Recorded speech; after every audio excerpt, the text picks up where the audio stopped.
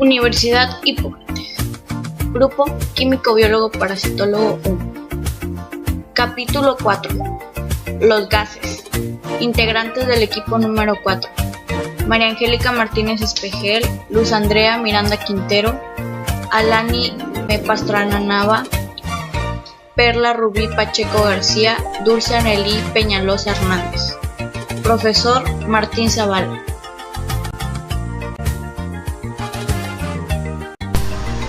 Dióxido de carbono y nitrógeno.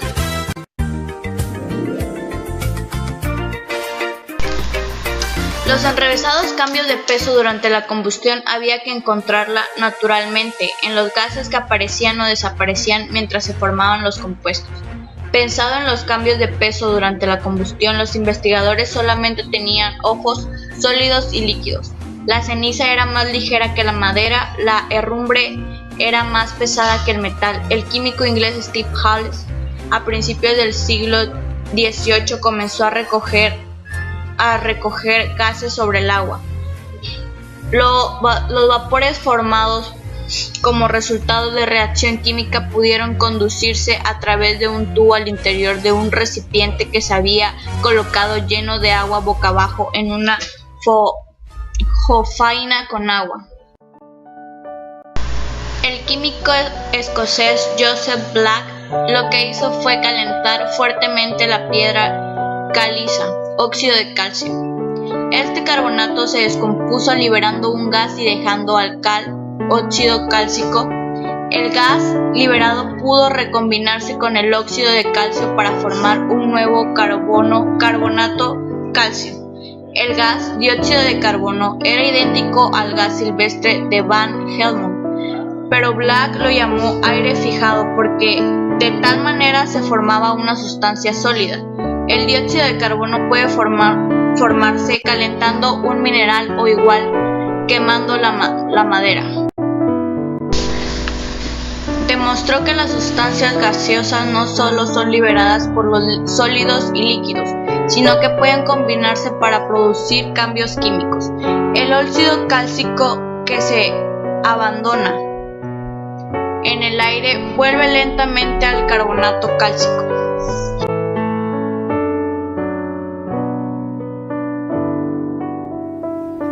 Hidrógeno y oxígeno. Hidrógeno, primer elemento de la tabla periódica.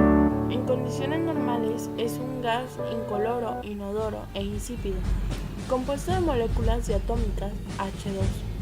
Su símbolo H. Consta de un núcleo de unidad de carga positiva y un solo electrón. Tiene número atómico de 1 y peso atómico de 1.00797. Es uno de los constituyentes principales del agua y de toda la materia orgánica, y está distribuido de manera amplia no solo en la Tierra, sino en todo el universo. El empleo más importante del hidrógeno es en la síntesis del amoníaco. La utilización del hidrógeno está aumentando con rapidez en las operaciones de refinación del petróleo, como en el rompimiento por hidrógeno, y en el tratamiento con hidrógeno para eliminar el azufre. Se consumen grandes cantidades de hidrógeno en la hidrogenación catalítica de aceites vegetales líquidos y saturados para obtener grasas sólidas.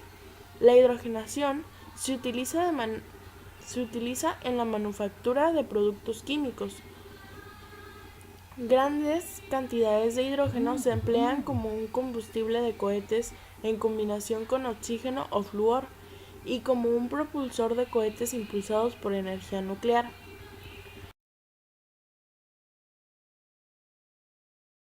El gas tiene una densidad de 0.071 a 0 grados centígrados. Su densidad relativa comparada con el aire es de 0.0695.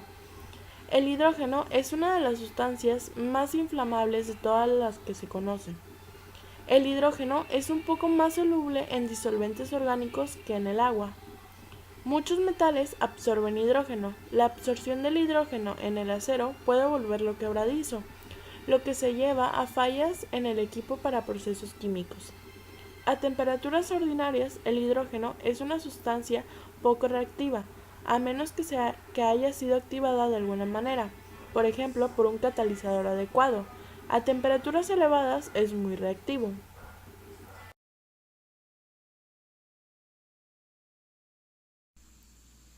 Oxígeno, elemento químico gaseoso, símbolo O, número atómico 8 y peso atómico 15.9994.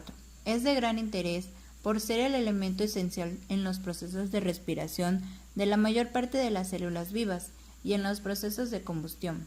El elemento más abundante en la corteza terrestre, cerca de una quinta parte del aire es oxígeno. El oxígeno gaseoso no combinado suele existir de forma de moléculas diatómicas O2, pero también existe en forma triatómica O3 llamada ozono.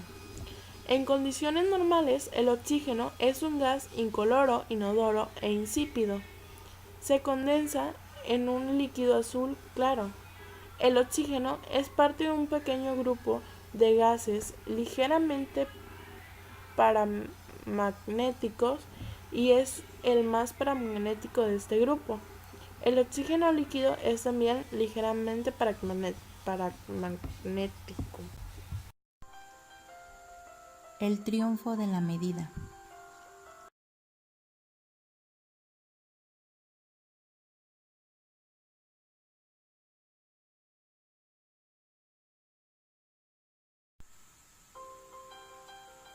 Lavoisier reconoció la importancia de las mediciones precisas. Así, su primer trabajo importante trata sobre una investigación de la composición del yeso. Lo calentó para extraer el agua que contenía y midió luego la cantidad de agua liberada. Esta lo utilizó como instrumento con el que derivar las antiguas teorías, ya que éstas entorpecían el progreso de la química.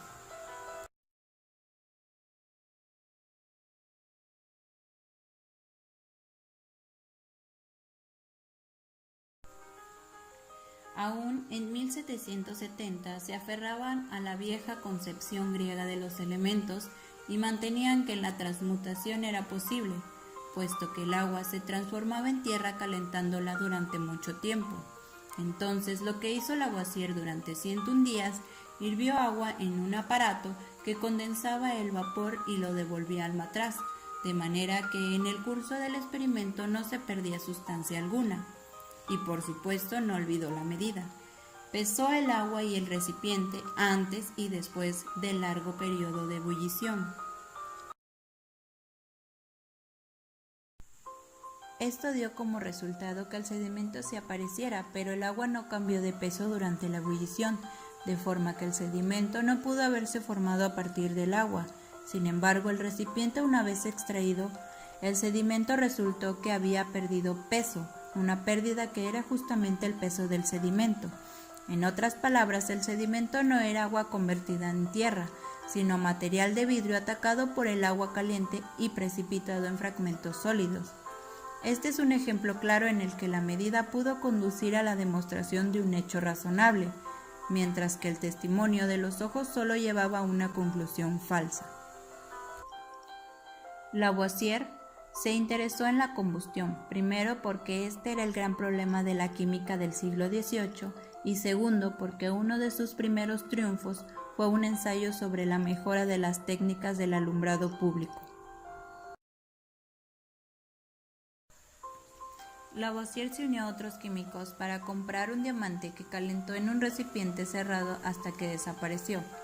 La formación de dióxido de carbono fue la primera demostración clara de que el diamante era una forma de carbono y por lo tanto estaba estrechamente relacionado con el carbón más que con ninguna otra cosa. Calentó metales como el estaño y el plomo en recipientes cerrados con una cantidad limitada de aire.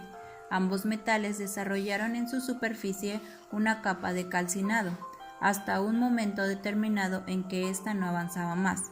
Los partidarios de la teoría del flogisto dirían que el aire había absorbido del metal todo el flogisto que podía retener, pero, como era bien sabido, el calcinado pesaba más que el propio metal y, sin embargo, cuando Lavoisier pesó todo el recipiente, metal, calcinado, aire, etc., Después del calentamiento, pesaron justamente lo mismo que antes de calentarlos.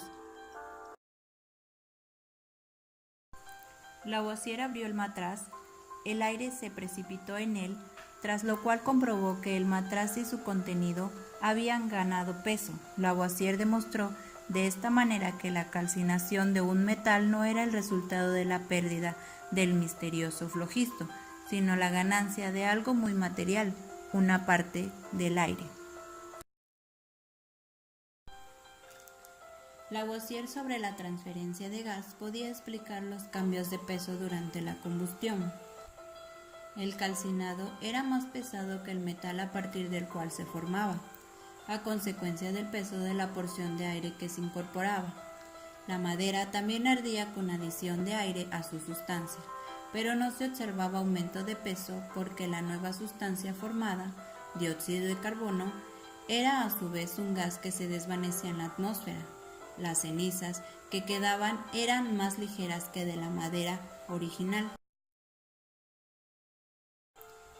Es por ello que Lavoisier notó, en efecto, que si en el curso de los experimentos se tenían en cuenta todas las sustancias que tomaban parte en la reacción química y todos los productos formados, nunca había un cambio de peso, o utilizando el término más preciso de los físicos, un cambio de masa.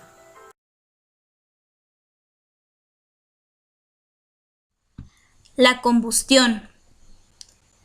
El aire se combinaba con los metales para formar un calcinado y la madera para formar gases, pero no todo el aire se combinaba de esta manera, sino que solo lo hacía aproximadamente una quinta parte. ¿Por qué ocurría de este modo? Priestley, descubridor del aire desflogisticado, visitó París en 1774 y descubrió a Lavoisier sus hallazgos. Lavoisier comprendió inmediatamente su significado y en 1775 publicó sus puntos de vista. El aire no es una sustancia simple, propuso, sino una mezcla de dos gases en una porción de 1 a 4. Un quinto del aire era el aire desflogisticado de Priestley. Era esta porción del aire y solo esta la que se combinaba con los materiales en combustión o en proceso de enmojecimiento, la que transfería de este mineral al carbón, la que era esencial para la vida.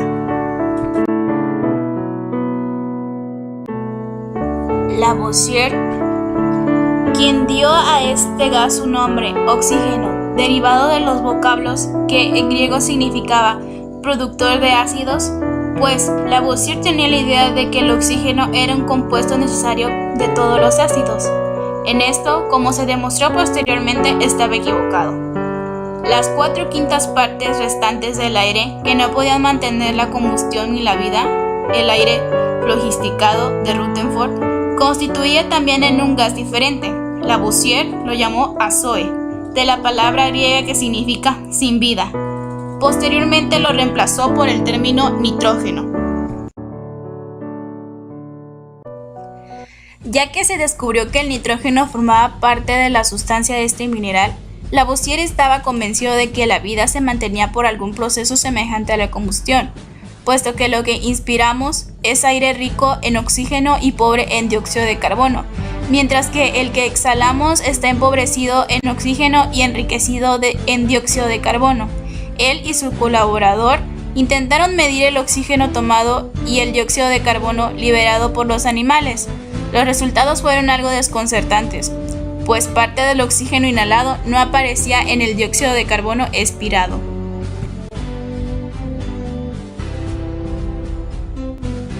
En 1783, Cavendish aún estaba trabajando con su gas inflamable. Quemó una muestra de este y estudió sus consecuencias, comprobando que los vapores producidos al arder se condensaban para formar un líquido que, al investigarlo, resultó ser nada más y nada menos que agua. Este experimento fue de importancia crucial. En primer lugar, era otro duro golpe a la teoría griega de los elementos, porque demostró que el agua no era una sustancia simple, sino el producto de la combinación de dos gases. Lavoisier, enterado del experimento, llamó al gas de Cavendish hidrógeno, productor de agua, y dedujo que el hidrógeno ardía por combinación con el oxígeno y que por tanto el agua era una combinación de hidrógeno y oxígeno.